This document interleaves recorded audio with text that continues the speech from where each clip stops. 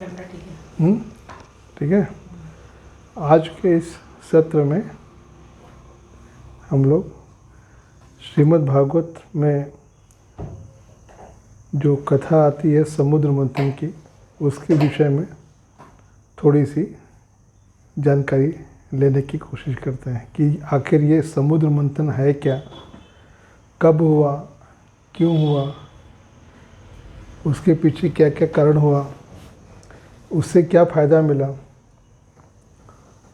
और इससे हमें क्या सीख लेनी चाहिए। समुद्र मंथन में कथा आती है कि एक बार देवता और दानवों ने तो मिलकर, जो कि दो विपरीत स्थिति में रहते हैं, मिलकर क्षीर सागर में कुछ औषधियों को डालकर मंदराचल पर्वत की मथानी बनाकर समुद्र का मंथन का कार्य किया, जिसके से उसमें से बहुत सारी दिव्य वस्तुएं निकली जो कि इस संसार में रहने वालों के लिए अद्भुत थी, अलौकिक थी, उनके काफ़ी काम आ रही। तो क्षीर सागर बोलते हैं दूध का सागर, और देवता दानव इसको तो मथे, मंदराचल की तो मथानी बनी, वासुकी नाग की रस्सी बनी, और इसको जब समुद्र में डाला गया तो ये जो तो मंदराचल पर्वत था ये समुद्र में डूबने लगा। तो डूबने लगा तो देवता दानव सब चिल्लाए, अरे इसको संभालो संभालो संभालो। तो मंदराचल पर्वत को संभालने की ताकत तो किसी में नहीं थी। तो भगवान तो विष्णु ही कछुए का रूप बनाकर अपनी पीठ पर मंदराचल पर्वत को स्थान दिए रखे, और तब ये पर्वत स्थिर हो पाया। फिर जब मंथन का कार्य चालू तो किया गया, तो कौन कहाँ खड़ा रहेगा इसके लिए भी आपस में झगड़ा हुआ। सांप की पूँछ ठंडी होती है, सांप का मुंह जिसमें से तो विष निकलता है, तो गर्मी होने से तो गर्म होती है। तो देवता लोग सबसे पहले सांप का तो मुंह पकड़ लिए कि हम तो देवता हैं, हम किसी का पीछे पूँछ ही नहीं पकड़ेंगे, पूँछ गंदा चीज़ होता थोड़ा। तो राक्षस बोले, वाह ऐसे कैसे तुम सामने खड़े रहोगे, हम तुमसे ज़्यादा ताकतवर हैं, तो हम तो मुंह पकड़ेंगे, तुम पूँछ पकड़ो। तो देवता बोले कोई चारा नहीं था, ठीक है, थोड़े कमज़ोर पड़ रहे थे। अब उन लोगों को तो भगवान ने ही कहा था कि भैया जैसे भी हो इन लोगों को साथ में रख कर ही काम करना, नहीं तो समुद्र का मंथन नहीं हो पाएगा। दैत्यों की शक्ति का सदुपयोग तो किए बिना अमृत की प्राप्ति नहीं होगी। बोले ठीक है। तो मंथन कार्य जब चालू हुआ, भगवान का आधार कच्छप स्वरूप नीचे था, और जब ये लोग नाग की रस्सी घुमाना चालू किए तो पर्वत का बैलेंस बिगड़ने लगा कि मंदराचल पर्वत तो गिर जाएगा जब उसको घुमाना शुरू किए। तो फिर भगवान ने अपना एक हाथ उसके ऊपर में रख दिया कि उसका सेंटर ऑफ तो ग्रेविटी को फिक्स कर दिया कि बस अब इसी ऑर्बिट पे घूमना है। तो ऐसा हो कि समुद्र का मंथन किया गया। तो सबसे पहले एक वहाँ जब मंथन का कार्य चल रहा था, तो जब कोई भी चीज़ को घर्षण होता है, रगड़ होती है, तो उसमें से कुछ तो गर्मी निकलती है, धुआं निकलता है। तो वासुकी नाग के मुंह से विष की लहरें सांस चलने लगी, तो पूरा ब्रह्मांड एकदम तो गर्म होने लगा। अब राक्षस लोग चूँकि खुद से ही मांगे थे कि हम तो मुंह पकड़ेंगे, तो अब अपनी बात से पीछे भी नहीं हट सकते हैं। तो तुम्हारे अजिए तो गर्मी झेल के मंथन का कार्य कर रहे थे, और देवता लोग को सांप की पूंछ मिली थी तो अच्छा ठंडा ठंडा था, तो उनको तो मज़ा आ रहा था। तो सबसे पहले एक अजीब टाइप का पदार्थ निकला, हलाहल विष। समुद्र मंथन के पहला जो प्रोडक्ट था, जो पहली वस्तु निकली वो हलाहल विष, और उसके बाद उसमें से 14 रत्न निकले और अंत में अमृत निकला। तो जब तो विष निकला तो सब जलने लगे, तो विष की गर्मी ज्वाला, सब भागने लगे कि अमृत तो बाद में तो मिलेगा, पहले ही तो मर जाएंगे, छोड़ो भागो, इसे हमको पता नहीं कौन मुक्ति दिलाएगा। तो फिर सबने नारद या किसी ऋषि के द्वारा ये सूचना मिली कि भगवान शिव को बुलाया जाए, वही इसका इस विष को संयमित संतुलित कर सकते हैं, संभाल सकते हैं।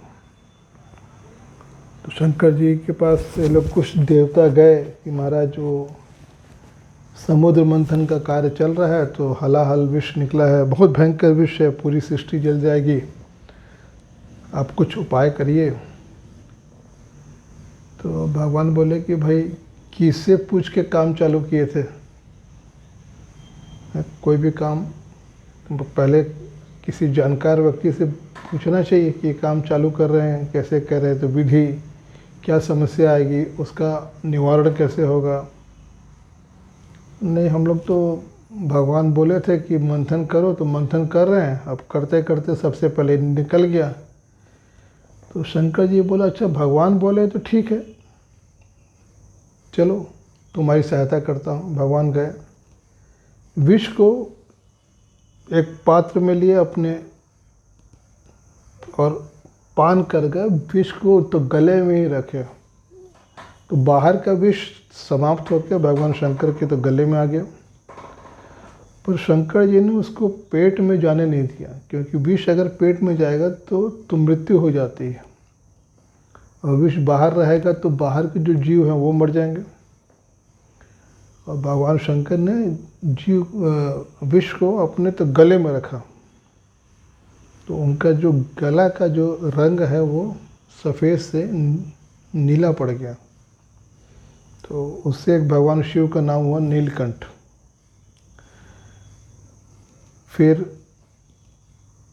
मंथन की प्रक्रिया चालू हुई तो कामधेनु गाय निकली। कामधेनु जो गाय है वो समुद्र मंथन से ही मिला है। कामधेनु का तो मतलब होता है कि जो गाय आपकी कामना को पूरा कर दे। जैसे कोई इच्छा करे और वो गाय के द्वारा पूर्ति हो जाए।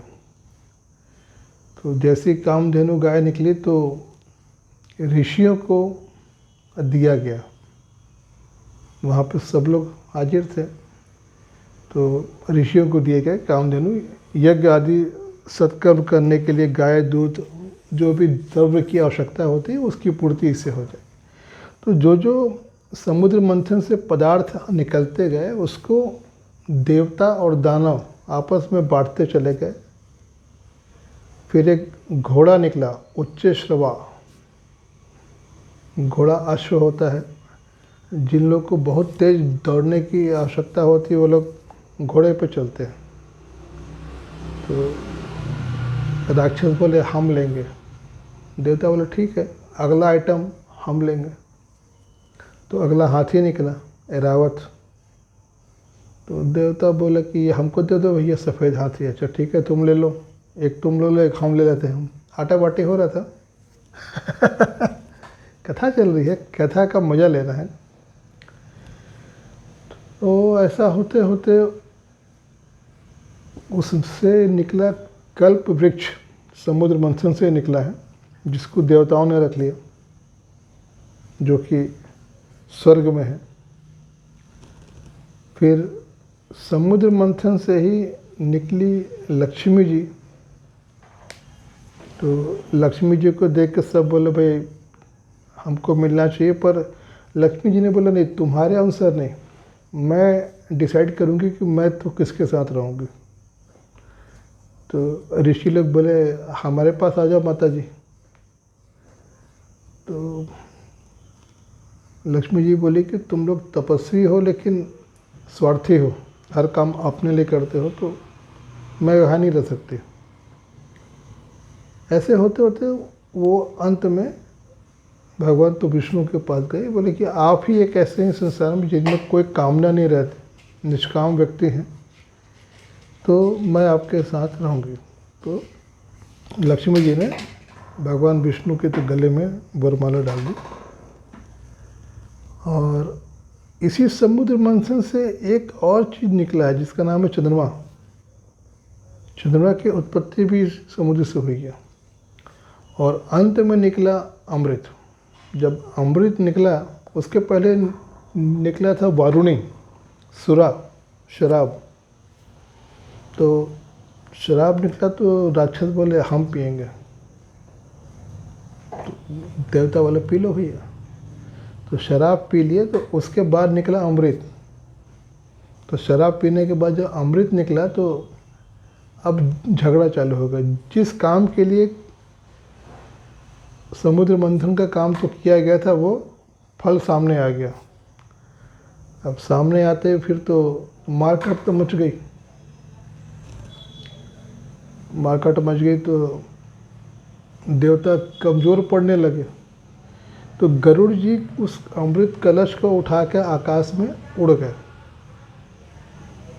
तो राक्षस उनको दौड़ा के पकड़े। उसी भागा दौड़ी की प्रक्रिया में 4 जगह अमृत छलका, जहाँ पर पृथ्वी पे, जहाँ पर हर 12 साल में कुंभ मेला लगता है। हरिद्वार, उज्जैन, नासिक और एक किधर है, इलाहाबाद, 4 जगह। तो अमृत की प्राप्ति हो गई। फिर राक्षसों के कब्जे में अमृत आ गया। देवता घबराए कि अब सब एक तो ऐसे ही बहुत तगड़े हैं और अमृत पी जाएंगे तो और तो मरेंगे नहीं, तो सारा मेहनत बेकार हो गया। तो भगवान को फिर ध्यान किए तो भगवान फिर मोहिनी अवतार ले लिया तुरंत। और मोहिनी अवतार लेके आए तो राक्षस तो बेचारे पहले ही तो पिए हुए थे, और बढ़िया एक नारी देखी तो बोले हम आपके, आप जो कहेंगे हम करेंगे, जो हमें आप पे पूर्ण विश्वास है। भगवान बोले भी भाई चंचल इस स्त्री पर भरोसा करना नहीं चाहिए, तुम लोग मेरे को जानते नहीं हो और कुछ हो जाएगा तो फिर तुम लोग तो मेरे को बोलोगे, तो पहले मेरे को वचन दो कि मैं कुछ भी करूँगी तो तुम लोग उसमें बाधा नहीं उत्पन्न करोगे। तो राक्षस लोग तो बोले हाँ हाँ बिल्कुल सही बात है, हमें तुम्हें संपूर्ण विश्वास है, तुम जो करोगे हम बिल्कुल नहीं टोकेंगे। तो भगवान ने मोहिनी अवतार लेके असुरों को मोहित कर दिया और बोली कि ये देवता कमज़ोर हैं, इनको पतला पतला अमृत जो ऊपर है वो पिला देती हूँ और नीचे का गाढ़ा फिर तुम लोग को पिलाऊंगी, तो तुम लोग की ताकत और बढ़ेगी। तो तुम लोग इधर एक साइड में बैठ जाओ पंक्ति लगा के, और एक साइड में देवता बैठ जाए। बोले ठीक।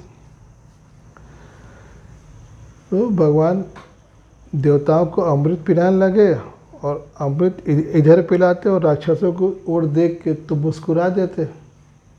तो राक्षस बोले वाह, मेरे को देख के मुस्कुरा रही है। उनका ध्यान मोहिनी के चेहरे पर था, हाव भाव पे। पर उसमें एक राक्षस था जिसने ताड़ लिया कि ये हमको बेवकूफ़ बना रही। वो था राहु। राहु बोला कि ये लगता है सब अमृत पिला देगी देवताओं को और हम लोग कहीं से कुछ नहीं आएगा। तो उसने देवता का भेद बना के सूर्य और चंद्रमा के बीच में जाके बैठ गया। अब मोहिनी अवतार में भगवान बांटते बांटते आ रहे थे, तो सूर्य चंद्र के बाद जैसे ही आगे बढ़े तो बीच में था राहु, तो उसको भी थोड़ा सा अमृत तो मिल गया। तो जैसे ही अमृत मिला तो सूरज भगवान बोले, महाराज ये तो राक्षस है, देवता को भेष बना के आया है, गलती कर दी आप, ये राक्षस है। भगवान, अच्छा राक्षस है, तो उसका चक्र से तो गर्दन काटे, पर तब तक वो अमृत पी चुका था। तो एक राहु 2 भाग में हो गया, राहु और केतु, और ऐसा हो के राहु केतु अमर हो गया। उसकी भी तो गणना देवताओं में होने लगी, क्योंकि वो अमृत का पान कर गया था। बाकी राक्षस नहीं पी पाए थे अमृत, तो वो राक्षस ही रह गए। और ये अमृत का पान तो कर गया था, तो ये राक्षस से देवता के श्रेणी में आ गया। पर चूंकि देवताओं ने इसका गर्दन कटवाया था, तो ये देवताओं को अटैक करता है, और खासकर सूर्य और चंद्रमा पे, तो इन लोग को ऊपर तो ग्रहण लगाता है। सूर्य ग्रहण अमावस्या के दिन होता है, और चंद्र ग्रहण तो पूर्णिमा के दिन। ऐसी है ना कि नहीं होता है? ठीक है, ये तो कथा का अभी इसको, तो ये एक समुद्र मंथन करके अमृत प्राप्त करने की प्रक्रिया हुई, जिसमें मेन उद्देश्य था कि देवताओं को कैसे बलवान बनाया जाए, ताकि वो बलवान होकर राक्षसों को मार सकें, और जो स्वर्ग का राज्य था, जो कि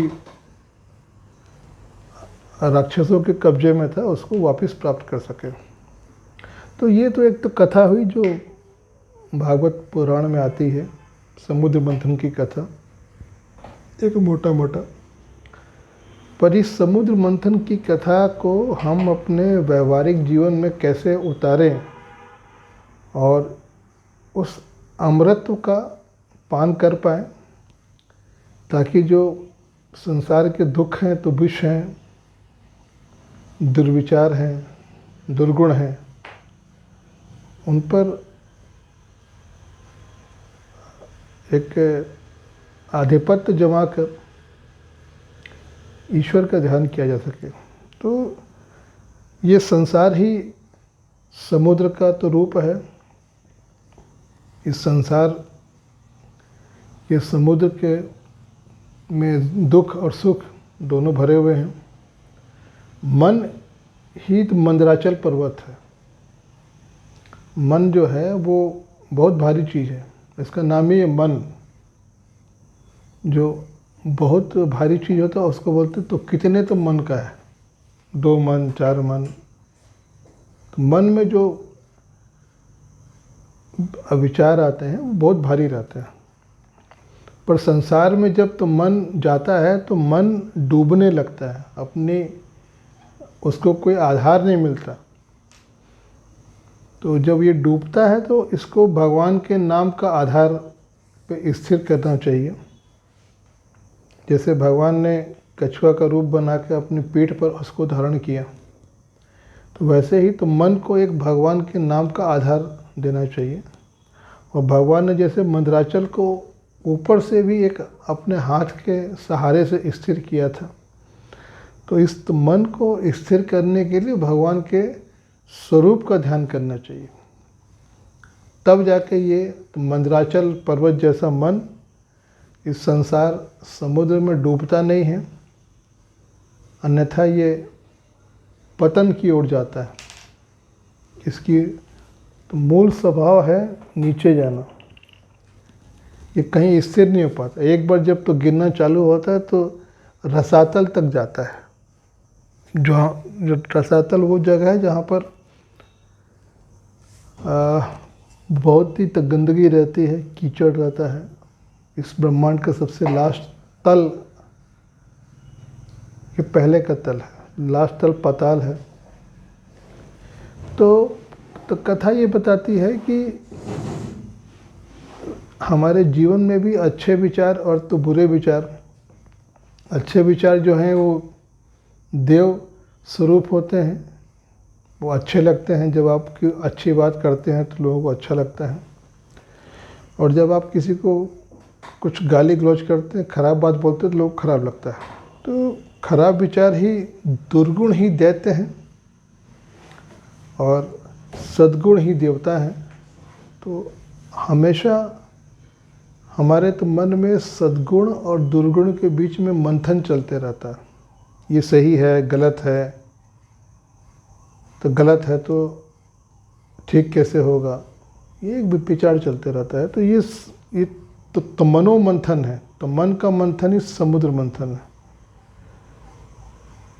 संशय का समुद्र, डाउट केस, ये संसार का नाम है। हर चीज़ में दो पहलू होता है, ये सही है तो गलत है, होगा नहीं होगा, दिन है रात है। तो इस प्रकृति में जो है, प्राकृतिक जिसको बोलते हैं, उसमें तो मन हमेशा संकल्प विकल्प करता रहता है। तो उस मन को ईश्वर के नाम के आधार से स्थिर करके, उसके स्वरूप पर ध्यान लगा के, चित्त को स्थिर करके जब हम कोई भी कार्य करते हैं तो अंत में अमृत रूपी एक जो अमृत का प्राकट्य होता है, उसको ज्ञान का अमृत बोलते हैं, जो इस सृष्टि का ज्ञान देता है। और ज्ञान का अमृत प्राप्त होने के बाद जीव ईश्वर से भक्ति करता है, उसको भक्ति अमृत बोलते हैं। तो कुल मिला के ये जो समुद्र मंथन की कथा है, उसको हम जब अपने व्यवहार में लाएंगे तो चीज़ों को समझ के सत्कर्म करेंगे और जीवन का जो अमृत फल है, अमरता है, वो भक्ति और ज्ञान की प्राप्ति होगी। तो ये था आज एक समुद्र मंथन के विषय में जानकारी, और उसका हम अपने व्यावहारिक जीवन में कैसे उपयोग करके अपने जीवन को स्वस्थ और सुचारू रूप से चलाएं, उसके बारे में थोड़ी सी चर्चा थी। धन्यवाद।